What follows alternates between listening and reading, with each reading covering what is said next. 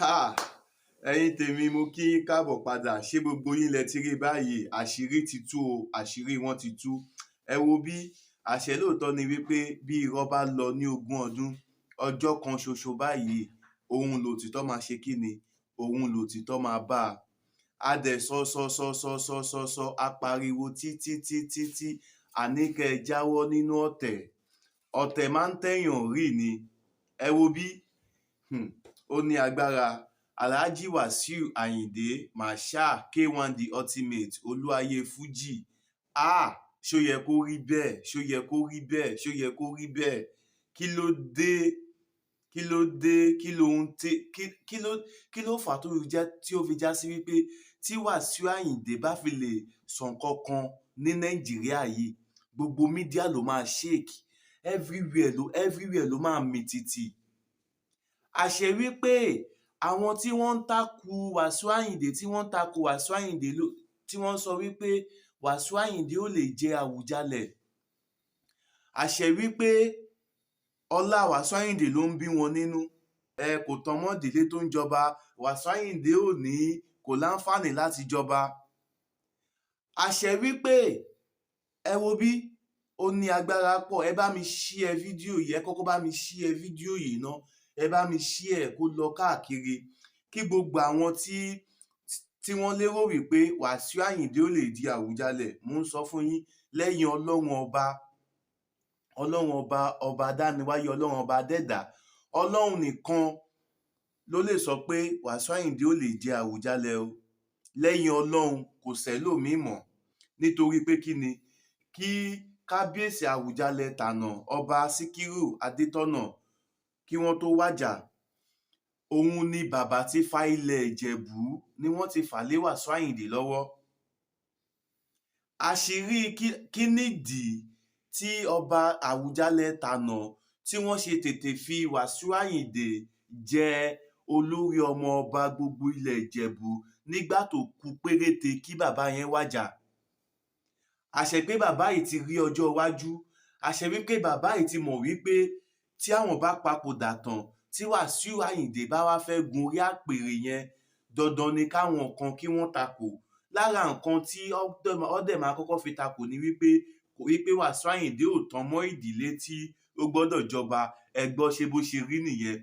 Ẹni tó ṣe fídíò tó ń sọ wípé pẹ́pẹ́ sí kinní kan, ṣé ẹ mọ̀ kémi náà sọ fún yín pé àwọn tí wọn ò sí ní Nàìjíríà tó já sí pé ìlú òyìnbó ni wọ́n tẹ̀dó sí, tó já sí wípé fídíò làwọn máa ń ránṣẹ́ wá sí Nàìjíríà, ọ̀rọ̀ wọn ò ṣe é kà kún nítorí pé kí ni? Àjò máa lè dùn títí tí kó má dàbí ilé. Ṣé ń gbọ́? Àjò ò lè dùn títí kó wá dùn ju ilé lọ. Kọ́lọ́ má ṣe ìlú òyìnbó lè wọ gbogbo wa. Gbogbo ẹ̀yin ọmọ Nàìjíríà náà tẹ́dẹ̀ wà nílùú òyìnbó, ní agbára Ọlọ́run ẹ máa kó èrè oko délé. Àmọ́ ẹ yẹ ká ṣe dáadáa. Ẹ yẹ ká ṣe kí ni? Ẹ yẹ ká ṣe dáadáa. Àṣírí àwọn tí wọ́n ń takò Wasiu Ayinde ó ti tú báyìí o. Ó ti tú o. Ẹ gbọ́, ta ló gbowó? Ta ni wọ́n fún lówó? Ta ló fún lówó? Ta ló gbowó? Báwo ni ọ̀rọ̀ 20 million naira báwo ló ṣe jẹ́? Èyí tún ní agbára pọ̀ o. Ẹ̀yin tèmi, kí n tó sọ̀rọ̀ jù, ẹ bá mi wo fídíò yẹn. Tẹkọ̀ máa bàyàn jẹ́ lórí asán lásán. Ẹ̀yin náà wò nígbà tó pọ̀lọ̀ ẹ̀yin ò dàrú. Ó ní Wasiu Ayinde ò tán mọ́ ìdílé ọba kankan ní Ìjẹ̀bú Òde. Ó ní kódà gan, ó ní kò lè dúró pé ibi báyìí lọ sí bàbá ẹ̀ sí Ìjẹ̀bú Òde. Gbogbo ọ̀rọ̀ tó ń sọ tó jẹ́ pé wọ́n lè fi sú yín kọ́ fi sọ yín sọ́gbà ẹ̀wọ̀n. Wọ́n á ní wọ́n ń lo agbára lórí yín. Òun lẹ́ ń sọ yìí. Ó yẹ ẹ̀yin sìn. Bàbá ẹ̀ lọ gbé ìlúpéjú ló kú sí gbogbo ọ̀rọ̀ tó ń sọ pátápátá àwáwí lásán tó jìnnà sóòótọ́ pátápátá ni. Ọmọ Ìjẹ̀bú típíkà ni Wasiu Ayinde, torí ẹ̀yin ò bá pé kẹ́ máa mọ̀, orí yín ò pé ni. Púpọ̀ àwọn àṣàpẹ́ àwọn Ìjẹ̀bú máa ń pe àwọn kan láṣàpẹ́ àwọn nìyà obìnrin tí ò gbélé ọkọ. Gbogbo obìnrin tí ò gbélé ọkọ kọ́ láṣàpẹ́ ẹlòmíì condition ni ò fi gbélé ọkọ, ṣùgbọ́n wọn kan wà tó jẹ́ pé lórí burúkú ni wọ́n, bí ká bímọ fọkùnrin ká fọmọ kan jù lórí. Tẹ́ bá dẹ̀ ti wá rí àwọn tó jẹ́ star bí àwọn onífújì tó jẹ́ pé ìràwọ̀ ti wà, wọ́n fẹ́ bímọ fún ẹ, ẹyọ kan náà lọ máa bí fún ẹ kó tó máa lọ tí wọ́n tó wọ́n nílé ọkọ gbé, wọn ò lè control irú wọn. ṣùgbọ́n by end of the day ọkùnrin náà máa fún ní fọ́ọ̀tì yẹn pé ọkùnrin kọ́ òun ló ní problem Wasiu Ayinde ò dáa àìmọye púpọ̀ obìnrin tó yẹ pé wọ́n ń ṣèyàn rí tí wọ́n tẹ́ gbọ́dọ̀ máa gbàdúrà kó ń pàdé wọn láyé mo ráwọn yẹn lánàá tó ti ń sọ pé àwọn kan gbé pọ́ sílé Wasiu wọn lọ fẹ́ jólé ẹ̀ tó pé ó sẹ́kùn fẹ́ contest fún ipò ọba sórí yìí ti dàrú ni ìgbà tí Wasiu jẹ́ olóòtú ọmọọba tí wọ́n lè tẹ̀ fún ẹ mọ́ tí wọ́n kọ́ lè tẹ̀ fún yàn kéèyàn wọ ìpè bígbà tí èèyàn jọba bàbá fúnra bàbá tó kú ló ti fi Wasiu Ayinde jọba táwọn ará Ìjẹ̀bú-Òde bá mọ̀ kọ́ lọ mọ̀ lẹ́ni ẹjọ́ olóòtú ọmọọba ló gbé ń wọ̀ pè bí tínú bàbá ò bá ti dùn sí wọ́n ti gbá géèmù kí bàbá tó kú ó tọ́ sí ni tí ò bá tọ́ sí bàbá yìí ò ní gbà fún ẹni kì í ṣọmọ ọba ní gbogbo ìdígi mẹ́rẹ̀ẹ̀rin tó ti ń jọba ń Ìjẹ̀bú-Òde ẹni Wasiu tiẹ̀ kò tọ́mọ̀ kankan olórí burúkú lọmọkùnrin yìí ṣe rí gbà mí ìlú òyìnbó tẹ́ ń wò yẹn ó máa ń bu àwọn púpọ̀ nu wọn láṣìírí ni olórí burúkú wọn jẹ́ nǹkankan akọ̀mẹ̀pọ̀n wà ń lo ìlú òyìnbó ló ń gbé ẹ wádìí wọn dáadáa wọn jẹ́ nǹkankan wọn ò jọ mí lójú gbà mí kan ní pé ẹ ń gbé ní London ń gbé ní Amẹ́ríkà òun ló fò ní púpọ̀ nu wọn òye yín sìn so ṣe rí gbogbo nǹkan tó ọmọkùnrin tó ti máa ń sọ tipẹ́ mo ti mọ ọmọkùnrin tipẹ́ tí n bá wò báyìí gbà máa wò bó ṣe ọmọ yóò lọ́pọlọ lórí kò sí wọ́n pè pé lọ́pọlọ lórí mo kú mo ló ti da ọpọlọ ẹ̀rú igbó mímu drọ́ọ̀gì fífà ó ti jẹ́ ọpọlọ ẹ̀ dọ́bà ní Ìjẹ̀bú àwa Ìjẹ̀bú a ní ètò tí wọ́n bá fìyàn jẹ olóòtú ọmọ ọba ó láti jẹ́ pé ó jẹ́ gbòógì nínú ọmọ ọba ni kí ló tẹ́sẹ̀ wá sí òótọ́ sí láti lè contest ọba kí ló tó lè kọ lẹ́tà pé òun fẹ́ jọba kí ló dé ṣèbí èèyàn ni ṣèbí ọmọ ọba ni gbogbo ìtẹ́ ń sọ yẹn kan sọ tí ìwà tí ó bá jọmọ ọba kó wọn bí dá kó jẹ oyè tó jẹ nígbà tí Àwùjalẹ̀ ọgbọ́n ṣì wà láyé tó wọ tán dẹ̀ mú lọ sí pèbí ẹ wo ẹ̀yin èèyàn mi tó jẹ́ pé ẹni mọ̀ nínú ẹ̀sìn ìṣẹ̀ṣe ẹ gbà mí lọ́wọ́ wọn wèrè yìí téèyàn bá jẹ olóòtú ọmọ ọba gbòógì ló jẹ́ nínú ọmọ ọba tọ́ba yẹn bá wá kú tó lóun fẹ́ jọba ó di dandan ó lè contest orí ló fi yàn jọba mo máa tẹnumọ́ ṣùgbọ́n àwọn kan wà tàmí pé ọ̀tá Wasiu Ayinde ni wọ́n láti bẹ̀rẹ̀ ọ̀tá Wasiu Ayinde ni wọ́n tẹ́ bá wò wọ́n tó bá máa bọ́ síta wọ́n á máa rí dòdò wọ́n á máa fi wọn dín békeré ayé wọn kú ti bàjẹ́ náà tẹ́lẹ̀tẹ́lẹ̀ olófo ni wọ́n máa bínú ológo ni òun náà ti sọ tán olólùfọ́ wọn máa bínú ológo tí Wasiu Ayinde bá jọba wàláhì kò léwọ̀ Wasiu Ayinde ó kú lẹ́kọ̀ọ́ ẹ mọ̀ nǹkan tó ṣe sí Ìjẹ̀bú-Òde ní tẹ́lẹ̀ tó wọn ló ń benefit nípa ẹ̀ náà tó bá tásìkò kankan àwọn tó bá fẹ́ jọba níjẹ̀bú wọn máa jẹ́ kó yẹ pé kí ló ṣe sílùú ipa wo ló ti kó nù ìlú tó fẹ́ jọba lé lórí yẹn gọgọgọgọgọ nǹkan tó yẹ kó máa sọ púpọ̀ nù wọn nù yẹn mi ní fáwọn mi ìṣẹ́ pé bí àwọn ò ní gbọ́ pẹ̀lẹ́lẹ́ ọ̀ ifá máa ló máa yan bá o the same time náà kí ló ṣe sílùú náà gbọ́dọ̀ wà ń bẹ̀ ẹ má máa pàtàn tí ò yẹ kẹ́ máa pa ẹ má máa sọsọkúsọ tí ò yẹ kẹ́ máa sọ tẹ bá ní Wasiu Ayinde sínú ẹ bá sọ directly kì í ṣe wọn àti Wasiu Ayinde ó kì í ṣe ọmọ Ìjẹ̀bú-Òde nígbà tó kún tó fẹ́ jọba ìṣá lẹ́ni Wasiu Ayinde ó kì í jẹ ọmọ Ìjẹ̀bú-Òde púpọ̀ náà àwọn obìnrin tó ń pariwo láwọn tó wà lórí ayélujára tí mò ń gbọ́ tó ní pé wọ́n gbé ẹ̀wọ̀n ọkọ̀ ti gbé petrol lọ sí Ayinde wọ́n lọ fẹ́ sunlé ẹ̀ ní pé kó má dá sọ̀rọ̀ Ìjẹ̀bú-Òde tani máa dá sọ̀rọ̀ Ìjẹ̀bú-Òde tí Wasiu Ayinde ó bàdé àjọ sọ̀rọ̀ Ìjẹ̀bú-Òde ẹ̀yin olófo ṣé bọ̀bọ̀ tó ń sọ̀rọ̀ ìtọ́jẹ́ pé ìlú òyìnbó lọ fi bójú yìí náà òun ni wọn ò já wa lójú àmọ́ ìpàgọ́ òfìfo ni wọ́n tó ń dún wórówóró ẹ wo kí Wasiu Ayinde máa lọ sí àbúrò ti lówó ẹ̀ òye ń sìn àti pé tọ́lọ́mà ti wá kọ Wasiu Ayinde pé ó máa jẹ ọba ó máa padà jẹ́ ní ẹ̀gbọ́n ni ó ní borí bá ń jọba lọ́la ò mo sì máa dé ibẹ̀ o Wasiu Ayinde ó tọ́ sọ́ba Ìjẹ̀bú-Òde mo dẹ̀ fi àsìkò ìtòrò àwọn tó jẹ́ pé afọbajẹ Ìjẹ̀bú-Òde ibi tẹ́ bá ń lọ ní kẹ́ ẹ kọjú mọ́ ẹgbàdé fẹ́ni tó ládé ẹ fòye fẹ́ni tó yẹ kẹ́ ẹ fòye fún ẹ wọ́n tó bá ṣẹ́rí ìṣìṣẹ́ ṣe wáyé wọn ní kẹ́ ẹ gbóyè fún o ẹ má wò wọn lórí burúkú àwọn ọmọ amúgbó àwọn ọmọ onímọ̀kúmọ̀ tó ń sọ̀rọ̀ yìí o ọmọ ìṣẹ́ bọ́ mọ̀sálẹ̀ kó ni kò jẹ́ nǹkan kan ọmọ tó ti bọ́ ọba tó ti bọ́ ojú òye ó ti bú òdìdó ọba ilé ó ti bú so kí ni ò tí ì ṣe láàrin Èkó ẹni tó bá mọ ọ̀bọ ìdáadáa mọ̀ pé ṣọṣọṣọ ẹnu ẹja ni aláyé bàjẹ́ ni ṣùgbọ́n ẹ̀wọ̀n tó àwọn wọn lórí ayélujára tó wò pé ọ̀gbẹ́ni ìlú òyìnbó ló ń gbé wọn jẹ́ nǹkan kan bẹ́ẹ̀ ni àmọ́ ẹni tó lọ sí ìlú òyìnbó tó jẹ́ Nàìjíríà ló ń gbé tó dẹ̀ jẹ́ nǹkan tó jẹ́ pé wọ́n máa sọ tó jẹ́ pé àwọn they are somebody Wasiu Ayinde gbogbo ẹgbẹ́ ni mo fi sọ fún yín ọmọ Ìjẹ̀bú-Òde pọ́nbélé ni gbogbo ọ̀nà ló fi lẹ́tọ̀ọ́ àti ìjọba. So ẹ gbàgbé ẹ̀, ìwọ tó bá níjà pẹ̀lú Wasiu Ayinde ẹ tẹ́gọ́ ní ẹ fèsì ẹ̀ lọ́tọ̀, gbàgbé ọ̀rọ̀ ọba, ó máa jọba bẹ́ẹ̀ fẹ́ bẹ́ẹ̀ kọ́, ó máa jọba. Àdúrà wa gbà o, Ìjẹ̀bú ò ní bàjẹ́ o. Ó ní agbára báyìí lórí àpèrè Àwùjalẹ̀. Ṣé gbogbo yín lẹ gbọ́ nǹkan tí wọ́n ṣe fún K1 The Ultimate? Ṣé gbogbo yín lẹ gbọ́? Ṣé gbogbo yín lẹ rí ìròyìn yẹn tó lọ káàkiri orí ẹ̀rọ ayélujára? Ó fẹ́ lè má sí news platform tí ò gbé. Ẹ wo bí, èmi ni tí ń tòótọ́, Báyọ̀ Black lórúkọ tèmi. Mo kí yín káàbọ̀ síkànnì Odùduwà Voice TV. Ẹ wo bí, ẹ má jẹ́ ká tanra wa, nǹkan tó ń ṣe fún Wasiu Ayinde yìí kò dáa o, kò dáa o. Àmọ́ kò tún wá jọ mí lójú. Kí nídìí tí kò ṣe jọ mí lójú ni wípé ẹ má jẹ́ ká tanra wa, ọba jíjẹ la pè é, orí àpèrè Àwùjalẹ̀ ti ilẹ̀ Ìjẹ̀bú. Tó bá ń sọ̀rọ̀ lọ́balọ́ba ní ilẹ̀ Yorùbá lásìkò tá a wà yìí, àpèrè Àwùjalẹ̀, orí àpèrè yẹn kò kí ń ṣe àpèrè kékeré.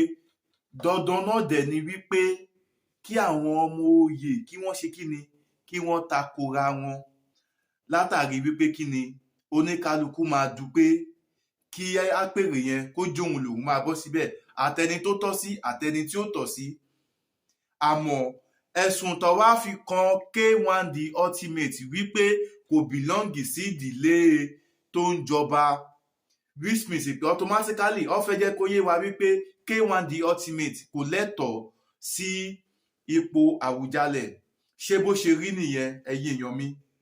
Èmi ni tí ń tòótọ́, Báyọ̀ Black lórúkọ tèmi. Tó bá jẹ́ pé ìgbà àkọ́kọ́ tí ń rè tẹ́yìn bá ṣẹ̀ ń wo ìkànnì yìí, ẹ má gbàgbé láti bá mi buwọ́lu subscribe button, kẹ́ẹ̀dẹ̀ bá mi tan notification button yín kó lè máa notify yín ní gbogbo ìgbà tá a bá ń drop new video. Ẹ má jẹ́ ká tanra wa, títí K1 kọ́ lákọ̀ọ́kọ́ o, ṣé ń gbọ́ ṣá? Títí K1 òun kọ́ lákọ̀ọ́kọ́. Àmọ́ lábẹ́ bó ti lè wù kó ṣe le tó, èyí yóò wá wí tí Olúwa màláṣẹ, ìjẹ́ ti gbàgbé. Ó rí bẹ́ẹ̀ fáwọn ọba kan náà lọ́jọ́ ní ìjọ́sí, ìgbà tó fẹ́ jẹ Aláàfin Ọ̀yọ́. Mọyì ọmọ oyè tó dìde kó tó jẹ́ pé bàbá wa Ọ̀wọ́adé ni wọ́n padà gbégbá orókè. Ìgbà tí bàbá wa Ọ̀wọ́adé jáde, oríṣiríṣi ọ̀rọ̀ kùbákùgbé ohun làwọn èèyàn máa ń sọ kiri. Àwọn kan tiẹ̀ ń sọ ńgbà yẹn tí wọ́n sọ wípé bàbá wa Ọ̀wọ́adé Aláàfin Ọ̀yọ́ páwọn ni wọ́n qualify fún post Aláàfin Ọ̀yọ́. Ìkan lára àwọn propaganda táwọn èèyàn kan ń gbé kiri ńgbà náà ni wípé bàbá wa Ọ̀wọ́adé wọ́n ní wọn ò sí lórílẹ̀‐èdè Nàìjíríà, ìṣe ni wọ́n lọ mú wọn wá láti ìlú òyìnbó. Ẹjọ́ ó wá dorí títí K1 The Ultimate tó já sí pé K1 gbé ní Nàìjíríà, K1 gbé nílẹ̀ Ìjẹ̀bú. Kódà gan pàápàá láti ìgbà tí K1 ti ń ṣe iṣẹ́, tí K1 ti ń ṣe iṣẹ́, tí K1 ti ń ṣe iṣẹ́ adìẹ tó ti ń kọ orin fújì, gbogbo nǹkan tí K1 kó jọ nídìí fújì, highest investment tí K1 The Ultimate Ìjẹ̀bú yìí ló wà o. Highest investment tí K1 The Ultimate Ìjẹ̀bú yìí ló wà. K1 ní farm, K1 ní mọ́ṣáláṣí, K1 ní church, gbogbo ẹ̀ ní K1 ní Ìjẹ̀bú o. Ẹ wo àtìgbà tí K1 ti ń ṣe gbogbo kinní, tó ti ń dá ilé iṣẹ́ sílẹ̀, tó ti ń kọ́gbá, tó ti ń kọ́ àwo láti fi lè fi pèsè iṣẹ́ àti ohun amáyédẹrùn fún ilẹ̀ Ìjẹ̀bú lápapọ̀, so that kò ní sí ọmọ Ìjẹ̀bú kankan tó máa lack, so that kò ní sí ọmọ Ìjẹ̀bú tí ó níṣẹ́ lọ́wọ́. Ẹ wo ìgbà tí K1 ti ń ṣe gbogbo iṣẹ́ yẹn bọ̀. Ẹ jọ̀ọ́ ẹ bá mi share fídíò yìí kó lọ káàkiri, nítorí pé kí ni, tó bá dé àsìkò títí ẹ náà, àwọn kan ni wọ́n máa dúró díẹ̀. Ẹ má jẹ́ ká tanra wa. Ẹlòmíì lè wà tí orí àpèrè yẹn yẹ, but as at now èmi ò tí ì mọ ẹni yẹn. Ẹnìkan tá a sì rí tó ní track record, tó jẹ́ sí pé gbogbo owó tó ní àmọ́ source of income owó ẹ̀ kò kí ń ṣe ọmọ yahoo, kì í ṣe jìbìtì, kì í ṣolè, kì í ṣe gbájúẹ̀, ẹni tó ní owó tó ní ọlá tí kò ní gbẹ́kànlé ilẹ̀ ìlú, tí ó ní jẹ́ pé tó bá jẹ ọba tán nísìnyìí ìṣe ló máa sá fún everybody níbi ó yá ẹ wá tún lẹ́yìn rà, ó yẹ ẹ wá tún lẹ́yìn rà. Ẹ ti mọ báwọn ọba jẹ gúdú jẹrá, àwọn ọba tó bá fi ipá joyè ẹ mọ bí wọ́n ṣe ń ṣe. Alhaji Wasiu Ayinde Marshal K1 the ultimate, Olúayé Àwùjalẹ̀ to become. Bàbá ò fọ́ sínú kàtígórì kankan nínú gbogbo eléyìí. Ìgbà tọwọ́ tún tọwọ́ òsìn tọwọ́ àárín tí wọ́n sáré sọ́tún sáré sósìn tí wọ́n wo pé ọ̀nà owó làwọn lè fi gbà láti fi yẹgi mọ́ K1 the ultimate lẹ́sẹ̀. Ìgbọ́n máa sọ lọ sọ́bọ̀ ọ ní kò kì í ṣe ọmọ ìdílé tó ń jẹ oyè. Awù ẹni tí bàbá wa Síkírù Adétọ́nà kọ́lọ́mbà wa fi ọ̀run kẹ́ wọn kí bàbá tó wàjà ni bàbá ti lé foundation yẹn sílẹ̀. Báwo ni bàbá ṣe lé foundation yẹn? Ẹ wo iye ọmọ ọba tó wà. Dandan ni wípé tí bàbá bá gbéṣẹ̀ kí wọ́n wo next ọmọ, àbí tọ́ba kan bá gbéṣẹ̀ kí wọ́n wo èwo nínú àwọn ọmọ ọba wo ló qualify ló ní ó ká ojú òṣùwọ̀n tí kò ní fi ẹ̀sìn ìṣẹ̀ṣe ṣeré, tí kò dẹ̀ ní tápà sófin ẹ̀sìn ìgbàgbọ́, bẹ́ẹ̀ náà dẹ̀ ni kò ní kóró ojú sí ìmàle ní ṣíṣe. Mẹ́tẹ̀ẹ̀ta yìí máa lò pé sára Wàsíù Àyìndé K1 the ultimate. Ìdí rèé tí bàbá wa Àwùjalẹ̀ tànà tí wọ́n ṣe fi K1 the ultimate tí wọ́n ṣe fi jẹ olórí ọmọ ọba gbogbo ilẹ̀ Ìjẹ̀bú, wípé gbogbo ẹ̀yin ọmọ ọba olórí yín òun leléyìí o. Látàrí wípé tí bàbá bá papòdà kó má sí àríyànjiyàn pé ó tọ́ sí kò tọ́ sí, torí bàbá mọ ipa ribiribi tí K1 the ultimate Olúayé Fújì tí wọ́n ń kó lórí ìdàgbàsókè ilẹ̀ Ìjẹ̀bú. Ṣé ẹ rò pé gbogbo wa lè sùn ká kọrí síbì kan náà ni? Kò possible now. Gbogbo wa ò lè sùn ká kọrí síbì kan náà. Lótìítọ́ àti lódodo tó bá sọ wípé kí wọ́n dáfá lórí kí wọ́n yan ọba, tó bá sọ wípé lágbájá ni fámú, kò túmọ̀ sí pé lòmí ò lè jẹ oyè yẹn, àmọ́ ẹni tí fámú, ẹni tí fà ìmókè, ẹni tí fà ìkúnjù, òun ni kẹ́ẹ̀yẹ ká fi jọba, kálàáfíà àti ìṣọ̀kan àti ìlọsíwájú kó lè wà ní ilẹ̀ Yorùbá. Ẹ wo ìgbà tí K1 ti ń ṣiṣẹ́ bọ̀, kò sí ọba kan tó jẹ ní ilẹ̀ Yorùbá tó máa sọ wípé òun ò tí ì déwájú Wàsíù Àyìndé ná owó rí. Ẹ wo bí ọba jọba lọ, má jẹ́ ká tanra wa o. K1 ti ń lo dáúlà, ó ti ń lo ọlá lọ́balọ́ba bọ̀ ọjọ́ ti pẹ́, nítorí pé kí ni bàbá Àwùjalẹ̀ tànà àwọn gan mọ̀ wípé K1 ló máa padà di Àwùjalẹ̀. Ìdí rèé tí wọ́n ṣe ń fi oyè ọmọ ọba olórí ọmọ ọba ilẹ̀ Ìjẹ̀bú tí wọ́n ṣe fi dá K1 the ultimate lọ́lá. Bàbá wa Aláàfin tànà àwọn náà mọ̀ wípé èèyàn jàtú ẹ̀ kan kò lè dé kó lóun fẹ́ jọba, ọmọ pé kò possible. Kí K1 bá di ọmọ oyè gidi, ọmọ oyè tó tọ́ àti ọmọ oyè tó yẹ Máyégún fún gbogbo ilẹ̀ Yorùbá, ó wá di àsìkò tó yẹ kí Máyégún wá jókòó sórí àpèrè bàbá ẹ̀. Ẹ̀yin kan wá jáde ẹni pẹ́pẹ́ sí o, ẹ ò mọ Máyégún rí o, K1 the ultimate kò sí nídìílé kíní o, kò sí nídìílé gbá. Wẹ́ December 15 máa dé tán o. Afẹ́fẹ́ máa fẹ́, a máa rí fùwọ́ ẹdìyẹ. A sọ fún yín, ẹ má condemn K1 the ultimate. Tẹ́ ẹ bá ń condemn K1 the ultimate, ìbínú Ọlọ́run lẹ̀ ń wá. Àǹfààní wà fún yín láti gbé ọmọ oyè yín síta. Ẹ gbé ọmọ oyè tiwa òun leléyìí o. Ká wo ẹni tó fẹ́ fìgagbága pẹ̀lú Wàsíù Àyìndé, ká wá wò wípé ṣé ẹni yìí ṣó qualify ṣó competent as Wasiu Ayinde? Because nínú as for okay èèyàn mélòó ló ti jáde láti du ipò Àwùjalẹ̀? Gbogbo wọn ò lè jáde torí wọ́n mọ̀ wípé bàbá ọba tànà ó ti fi ọ̀pá àṣẹ, ó ti fa gbogbo ilẹ̀ Ìjẹ̀bú, ó ti fà lé K1 The Ultimate lọ́wọ́. K1 The Ultimate lẹni tó mọ ojú òpó tọ̀, ẹni tó bá mọ ojú ògùn ní pabìnírè. Ẹ má jẹ́ ká tanra wa. Gbogbo ẹ̀yin ọmọ ọba ẹ lọ ní sùúrù dàsìkò ti yín o.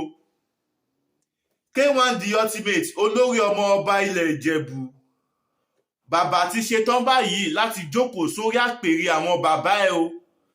Ṣé ẹ gbàgbé wípé onílù kò ní fẹ́ kí ìlú ò bàjẹ́? Bẹ́ẹ̀ ni ó tiẹ̀ ní fọ́nrán kan tí mo fẹ́ mú wá fún wa, tí mo fẹ́ kí gbogbo wa, tí mo fẹ́ ká rí. Kẹ́ wá wo ibi tí àwọn ọba tí wọ́n mọ báwo ni wọ́n ṣe ń fi ọba jẹ, báwo ni wọ́n ṣe ń fi ọba jẹ tí ìlú ṣe ń tùbà tó fi ń tùṣẹ́. Gbogbo wa la mọ̀ wípé àwọn gómìnà yìí ipa tí wọ́n ń kó lórí ká fi ọba jẹ kò kéré. Gbogbo nǹkan dẹ̀ ni Wasiu Ayinde dẹ̀ fi qualify fún ọba jíjẹ. Ẹ má jẹ́ ká tanra wa, ẹ lọ yọ ẹ̀gàn kúrò. Bàbá wo Olúwo, kábíyèsí His Royal Majesty ọba wo Olúwo, wọ́n ti sọ̀rọ̀, wọ́n ti ṣe kí ni? Wọ́n ti sọ oríṣiríṣi ọ̀rọ̀ nípa báwo ni wọ́n ṣe ń fi ọba jẹ. Ẹ máa láǹfààní láti gbọ́ ọ̀rọ̀ lẹ́nu kábíyèsí ọba wa Abdulrasheed Olúwo of Iwoland. Ẹ má jẹ́ ká tanra wa, ọwọ́ gọ́vnà làṣẹ wa o.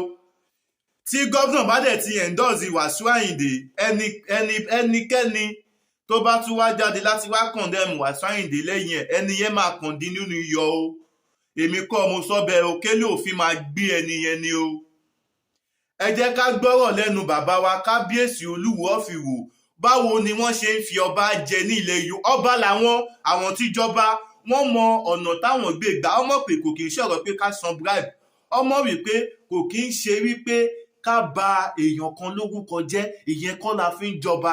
Kò kí ń ṣe wípé ká deny odindi olórí ọmọ ọba ilẹ̀ Ìjẹ̀bú wípé kò tán mọ́ ìdílé tí ń jọba. Áwù ìgbọ́lẹ̀ ti gbọ́ yẹn. Ẹ jẹ́ kí bàbá wo Olúwo of Iwo, ẹ jẹ́ kí wọ́n tán ìmọ́lẹ̀ sọ̀rọ̀ tó wà nílẹ̀ yìí. Bá mi gbóhùn sókè sà.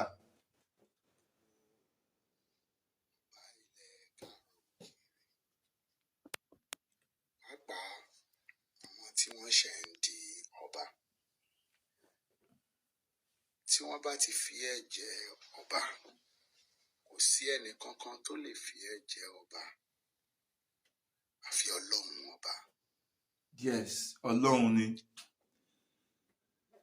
Gbọ́wọ́ àwọn gómìnà, wọn ó ti bí ọlọ́ba, ó ti jẹ Ọlọ́run ti yàn ọ́ lórí adé látọ̀run wá.